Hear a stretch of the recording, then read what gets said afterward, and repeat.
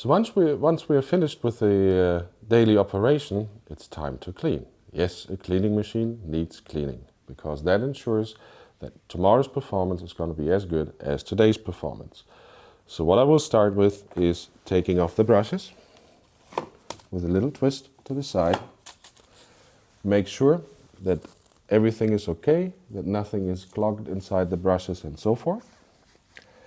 Then always a little microfiber cloth comes in handy because it's always good to wipe off the deck.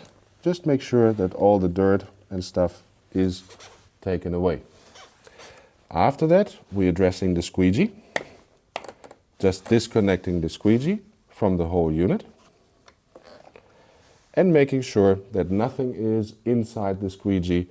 Best and optimal way, just take the cloth again, just wipe it out, and it's as good as new. So, after this, we take away the fresh water tank and obviously the dirty water tank, which we're gonna empty later on. Then another very important part you will find here on the machine, which is the vacuum hose.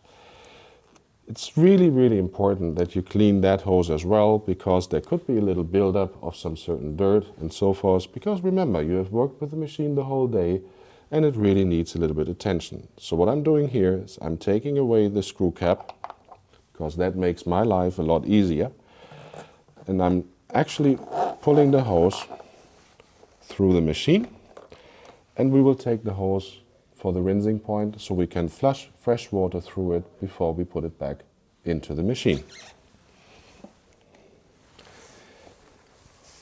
Then on the front part of the machine, it is very important that you have a look at both of these elements.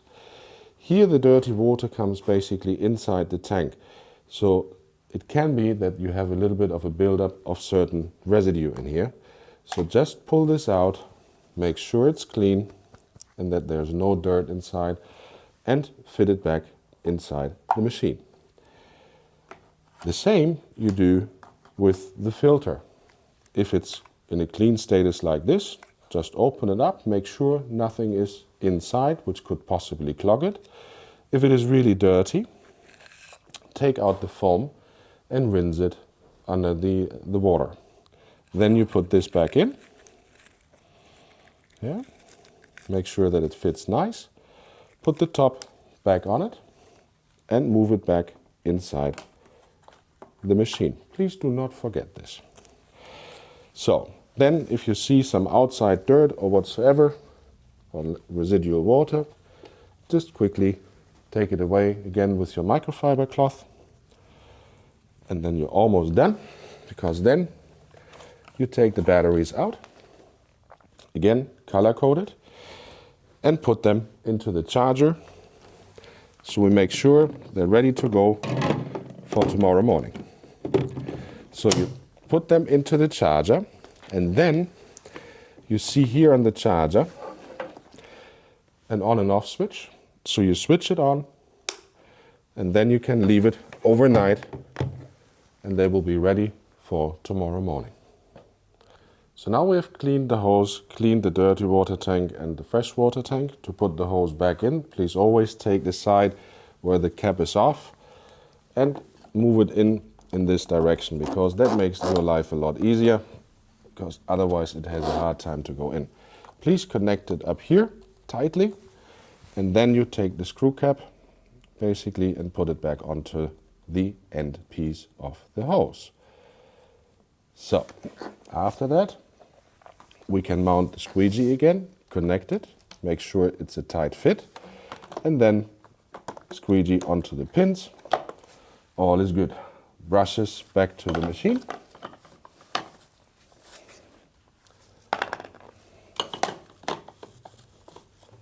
And last but not least, you can put the tanks on. In case you have some insecurities about the machine, we have printed some advice, some tips and tricks as well onto the insides of the tanks for your reading.